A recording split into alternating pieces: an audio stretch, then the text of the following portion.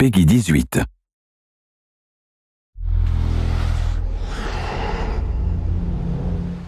Hi, my name is Ashraf Ismail, Game Director of Assassin's Creed 4 Black Flag, and I'm very proud to be showing off the Caribbean open world. Here, we're going to start with Edward. After completing a few missions, he's met up with the assassins, but he's not yet bought into the creed, so he still has this selfish need for fame and fortune. Edward is one of the most unique characters we've created for the Assassin's Creed universe. He is a man who is still trying to figure out who he is in life and what he wants to get out of it. At this point in the story, he still wants that fame, so one way to get it is to complete these assassination contracts. This is a way to make money and to gain a bit of notoriety. So here we go. We have 2 targets to take out, 2 Templar brothers. So we're going to accept the contract, and the world map is going to show us where this contract takes place. So we see here that the contract is actually very close to us. It starts in the village we're in, but as we zoom out, we want to show you the world that we have. Many locations, over 50 locations, centered by Cuba, the Bahamas, and Florida up north. This is a massive world. There's a lot to find and do in this Caribbean Sea. But now we'll get back to the Fisherman Village and go after our targets. The Fisherman Village, it's one type of location in this world. It's really here as a convenience to the player. This is where you can start missions, where you can shop to upgrade Edward and the Jackdaw itself. It's really about the mood and the ambiance of the Caribbean Sea. In the distance, we have a tavern that we're approaching. Taverns are places where you can hire crew, play mini games, drink if you wish. But for now, we're going to focus on the targets and take them out.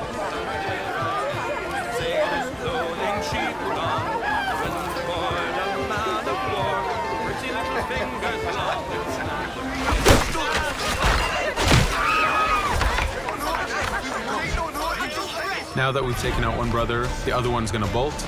Just like classic ACs, we can chase him down and take him out that way, but there's many ways to complete this contract.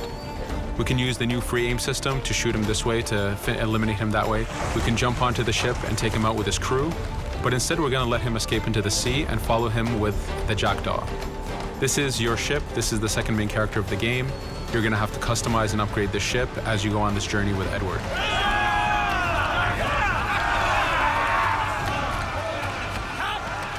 We've seamlessly gone from a ground chase right into a naval chase.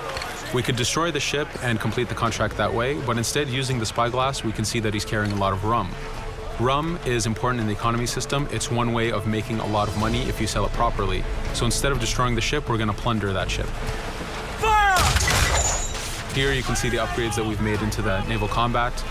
Using the front cannons, you can shoot chain shots to slow down the ship. Using the new round shot mechanic of trajectory aiming, you can aim for the hull and do a lot of damage this way. This specific enemy is what we call a frigate. Frigates are the type of ships that you need to destroy as fast as you can, because the longer the fight lasts, the more damage they're capable of doing. We have other enemy types like the Charger or the Man of War. The Man of War is a massive ship capable of carrying over 100 cannons. These are ships that you really need to upgrade to be able to face. But now that this frigate has been demasted, we can start the boarding. Boarding, it's very important. You are a pirate. This is how you gain cargo. This is how you take on ships. So here we can start the boarding from any orientation or angle we wish. The distance even matters. If you get too close, the 2 crews will just jump right into each other. If you start a bit further, you can jump in the water and go in for a sneak stealth attack. We have 2 objectives to accomplish for this boarding. We can take out the captain, and we need to take out some of his crew. So using the swivel gun, we will efficiently take out a lot of the crew. And now we'll go for the captain using Edward's navigation abilities. Here, again, using the new free aim system, we have a dangerous enemy on the other side taking out our crew. We can easily take him out with a headshot.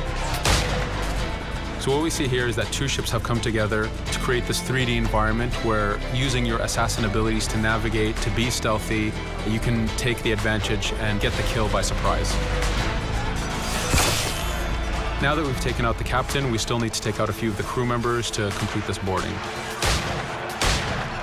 Now that we've plundered the ship, we're going to gain that rum that we saw earlier, but we're also going to gain ammo and crew members and some gold. With every boarding, there's 3 options that you can do with that ship. You can gain crew members, you can send the ship to your fleet if you wish, or you can salvage a ship to repair the Jackdaw if you took too much damage in the fight. In this case, since we did well, we're going to send the ship to our fleet. Now that we're back in the Caribbean Sea, we needed to make sure that every minute something is being advertised to the player, something new for the player to do. In this case, we have this uncharted location. These are what we call playas. We have over 75 of these in the Caribbean world. Every playa has something very important for the player to find, something that will help in upgrading Edward or the Jackdaw. So it's in your advantage to explore these locations.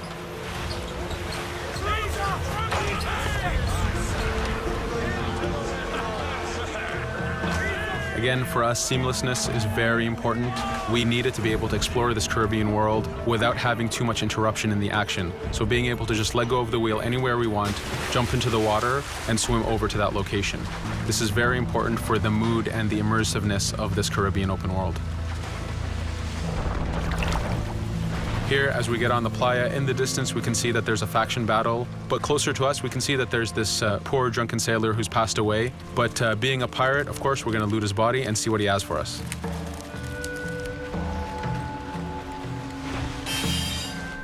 So we found a treasure map. This treasure map is asking us to go to an island called Misteriosa.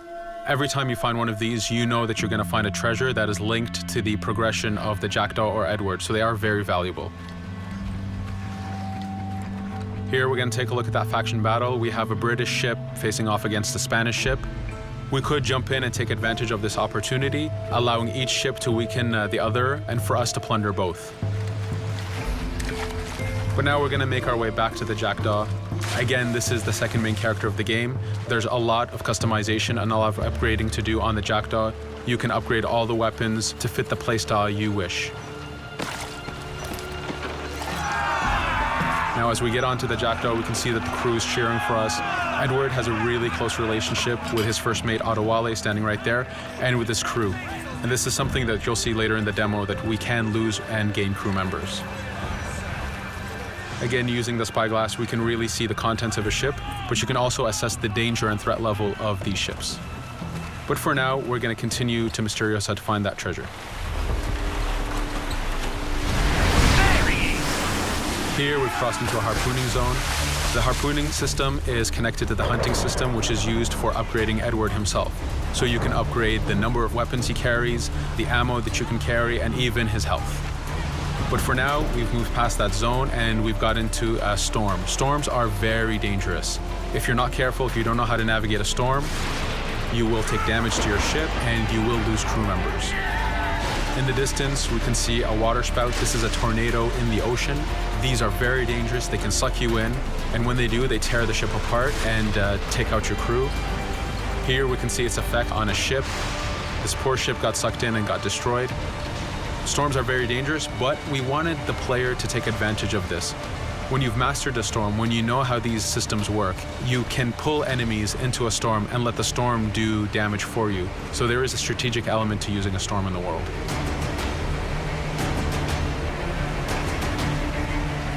Here we can see that the storm is dying down a bit, but there's still this torrential downpour. It was very important for us to get the real mood of and atmosphere of the Caribbean in the weather cycles and in the daytime cycles.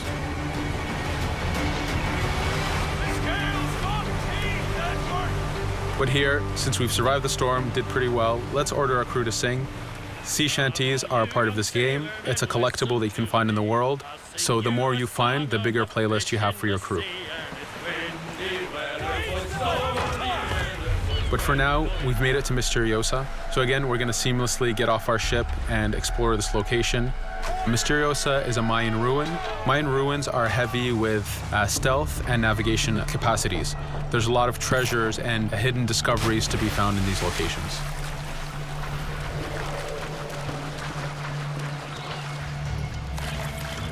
If we recall the treasure map, the treasure is hidden behind a temple. So just by quickly looking around, we can see that temple looks about right. So that's our objective, we'll head there. As we go this way, we can see there's a lot of guards on the beach. We could go in and fight them if we wish to, but to show off that this is a mini open world, we're gonna try to find a different route to get to our objective. Here, we've seen a guard. We don't wanna alert him, and we don't wanna alert the guards on the beach, so we're gonna use our stealth ability to take him out silently.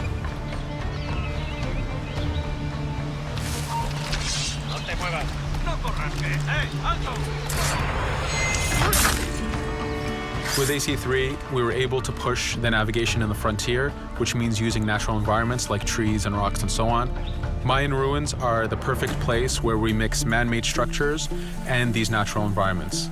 So you really get to feel how far the navigation abilities of the assassin have come since the original game. In the distance there, we can see another part of the island being blocked off by a patrol of guards. We're going to avoid it for now and go for that treasure.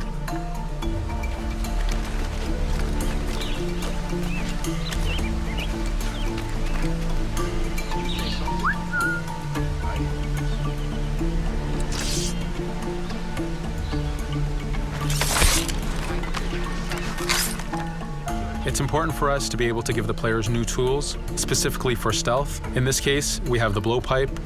Using the berserk darts, you make your enemies go crazy. Effectively, this means that they'll attack anything and everything in sight, including their own friends, animals, or Edward if he was in the way. So you do have to be careful with how you use it. But now that we've caused a distraction, if we happen to fall down there, at least there's already a bit of damage done for us. But using our navigation skills, we're able to get past that area without any trouble. There in the distance, you can see the jackdaw placed exactly where you left it when you got onto this location. It's really important for us to show the beauty of this Caribbean world. The Caribbean has some amazing vistas, and we pushed ourselves to replicate this in the game.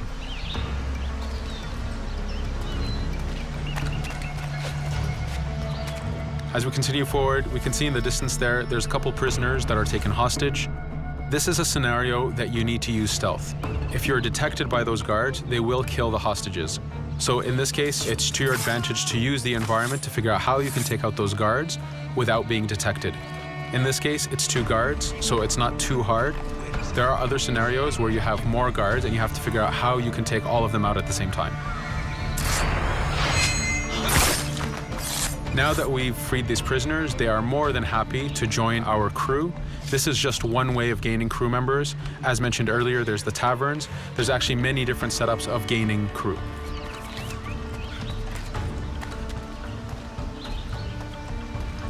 Here, we're going to go back to the treasure map. We can see that the treasure is actually behind the temple near a fountain. So if we just look around, we can see that it's around here.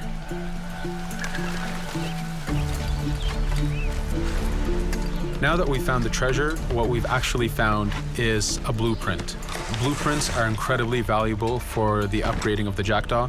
This is how you can upgrade the biggest and most devastating upgrades of the ship.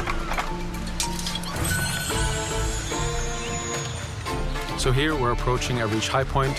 Just like classic ACs, synchronizing with the reach high point reveals the contents of a location and the map itself. But as an added feature, because this game world is so huge, there are many different locations, this also becomes a fast travel point. So now you can, by synchronizing, now you can come back here anytime you wish to collect those treasures that we passed up a bit earlier. Here we've reached the end of the demo. This was a tease of the open world that we have. We're very excited to be able to show off this game and to let you play it very soon. Thank you for joining us.